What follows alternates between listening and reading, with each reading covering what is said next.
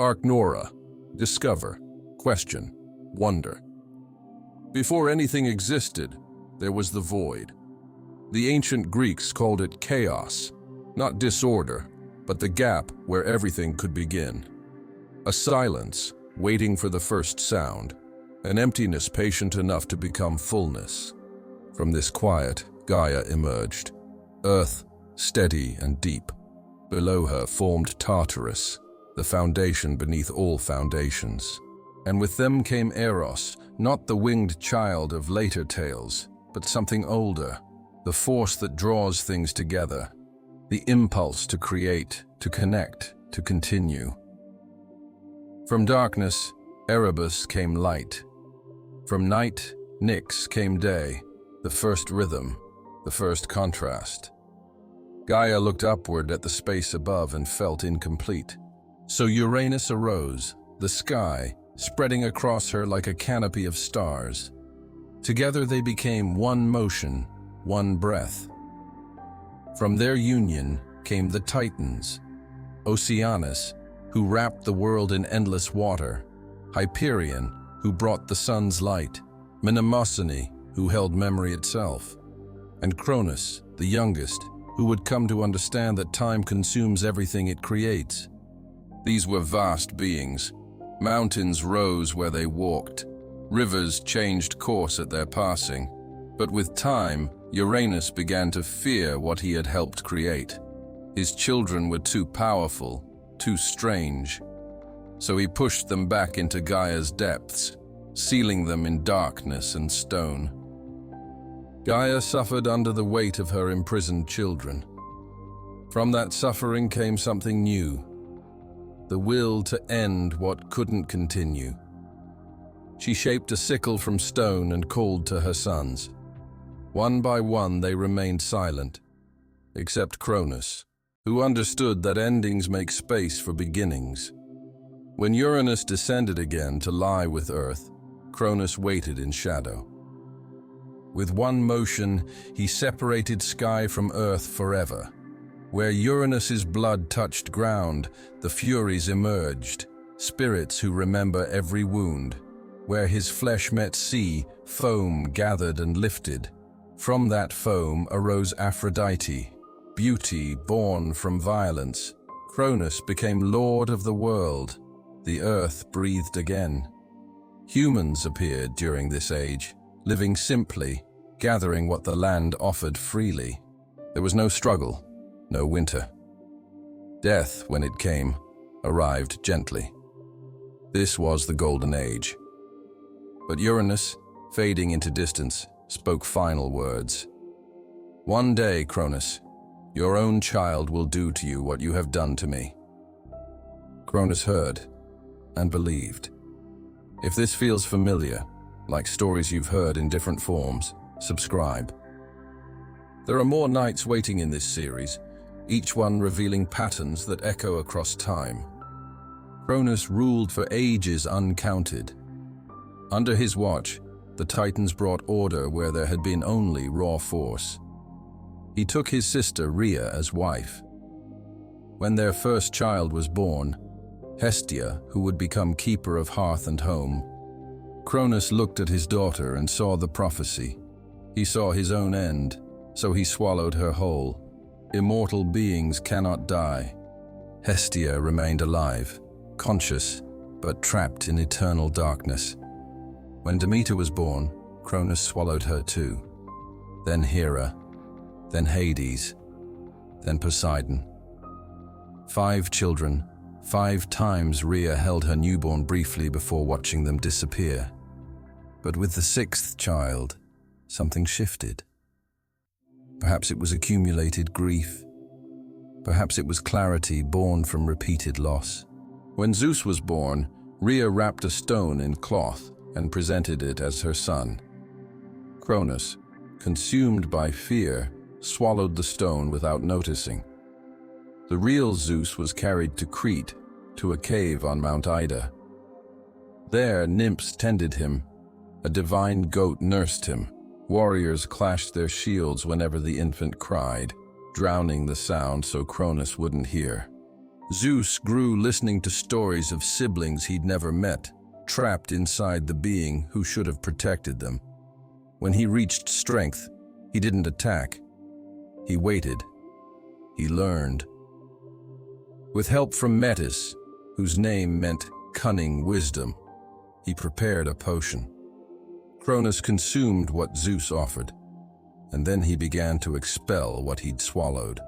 First came the stone that had deceived him, then Poseidon, silent and watchful, then Hades, emerging into light for the first time since birth, then Hera, then Demeter, and finally Hestia, eldest, last to leave her prison. They stood together, 6 gods freed from darkness, facing their father. Cronus called his siblings, the other Titans. Not all answered. Themis and Prometheus sided with the young gods. But enough rallied to Cronus. The Titanomachy began. It would continue for 10 years. For a decade, the world was battlefield. Mount Othrys in the south, where Cronus held power. Mount Olympus in the north, where Zeus gathered forces. Between them, reality strained. This wasn't war as humans know it. When titans clashed with gods, mountains shifted. Seas forgot their borders. The sky itself seemed uncertain where it ended and Earth began. Neither side could gain advantage. The Titans had age and elemental force. The young gods had desperation and nothing to lose. Zeus understood they needed what the Titans lacked, allies the old powers had made into enemies. He descended to Tartarus, the deepest darkness, where beings even Titans feared had languished since creation. The Cyclopes, 3 brothers, each with one eye, masters of craft who worked with storm and fire. And the Hecatonchires, 3 more brothers with 50 heads and 100 arms each, beings of such power that existence itself found them unsettling. Zeus offered freedom in exchange for alliance. They agreed. The Cyclopes began their work immediately. For Zeus, they forged the thunderbolt, not just lightning, but the raw power of storms made solid. For Poseidon, a trident that could shake earth or calm seas. For Hades, a helm that granted its wearer perfect invisibility. With these weapons and the Hecatonchires, who could hurl 100 stones simultaneously, the tide shifted. The final days of war were light and sound more than anything else. Zeus raised his weapon, and the sky answered. Poseidon struck earth, and the world trembled. Hades moved unseen, spreading confusion like mist. When silence returned, Cronus stood defeated. Zeus didn't kill his father. The Titans were immortal. Death wasn't possible. Instead, he cast them into Tartarus, the same abyss where they'd imprisoned the Cyclopes. The gates closed. The Hecatonchires stood watch. Atlas, who had led Titan forces, received special sentence. Zeus commanded him to hold the sky itself, not the earth, but the endless heavens. Every moment, the weight pressed down. Every moment, his arms strained under what he could never set down. With victory came division. The 3 brothers drew lots to determine domains. Zeus claimed the sky and thunderstorm. Poseidon took the sea and all that moved within it. Hades accepted the underworld, where souls would wander after death.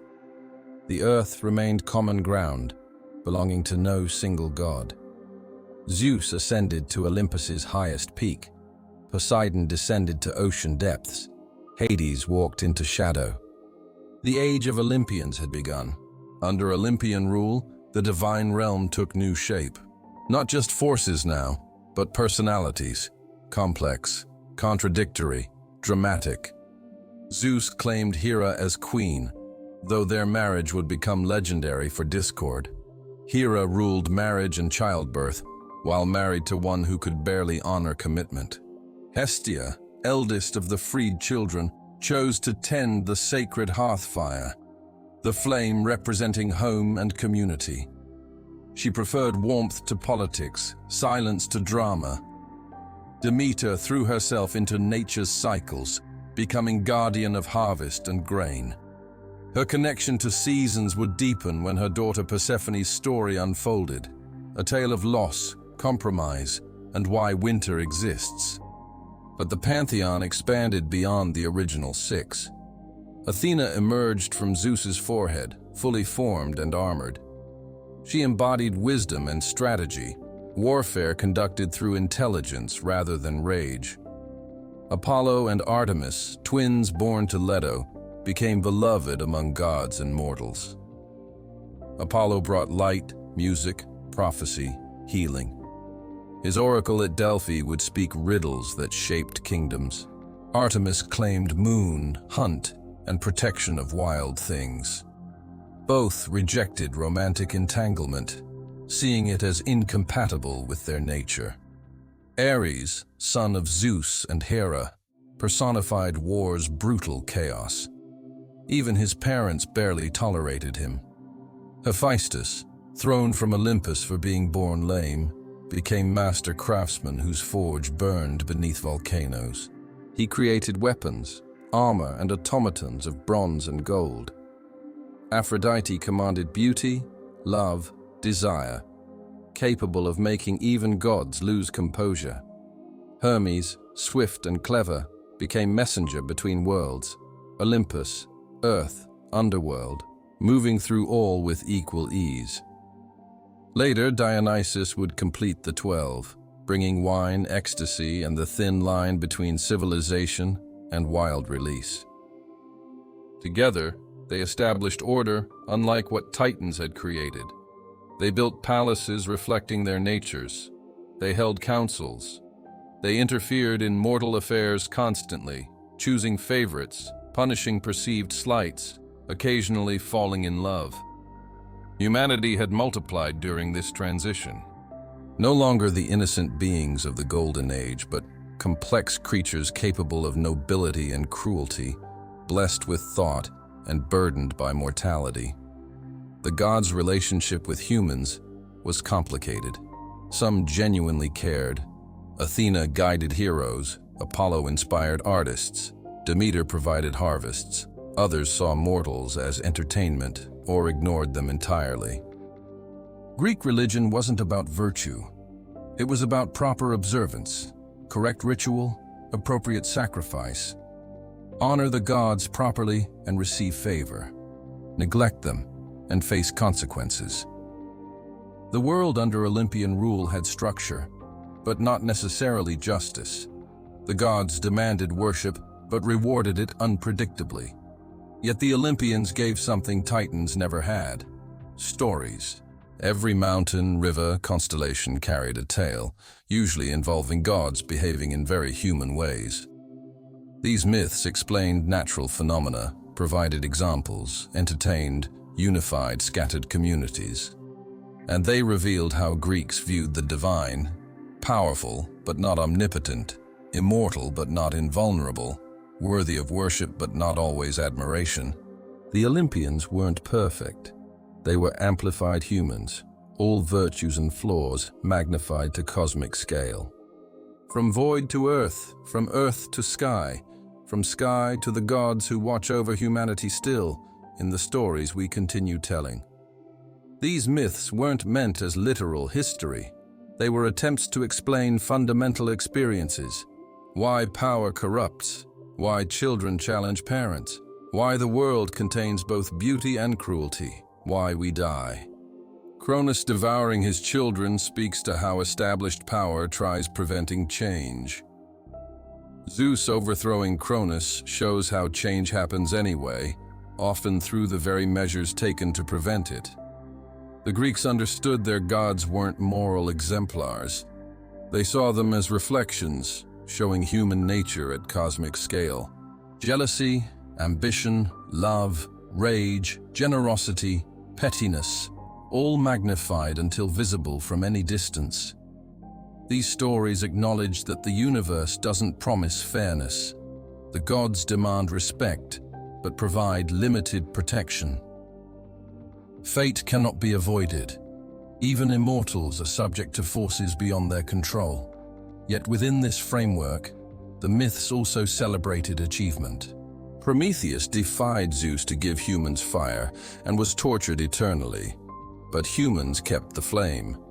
Heroes accomplished impossible tasks despite divine indifference. The message seems to be, the world is harsh, the gods are flawed, fate is inevitable. But humans can still act with courage and cleverness. This worldview shaped thought in ways we're still discovering. The idea that authority, even divine authority, can be questioned. The notion that humans can understand natural forces through observation. We may not believe in Zeus's thunderbolts anymore, but we recognize the patterns, power demanding worship while providing little.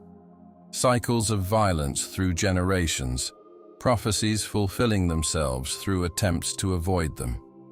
We see Cronus in parents who try controlling children's futures. Zeus in leaders who demand loyalty without offering it. Prometheus in those who risk everything to help others. The world has changed. The technology has advanced. But the fundamental experiences remain. The myths aren't true, but they're honest. And perhaps that's more valuable than comfort. When you see storms, remember these stories began as attempts to understand why the sky rages. When you hear ocean waves, remember they tried explaining why the sea never rests. When you face the inevitable, remember they acknowledged that some things cannot be changed, only endured with whatever grace we can manage. If you want to explore more patterns hidden in ancient myths, more connections between cultures separated by distance, but united by similar stories, the playlist continues.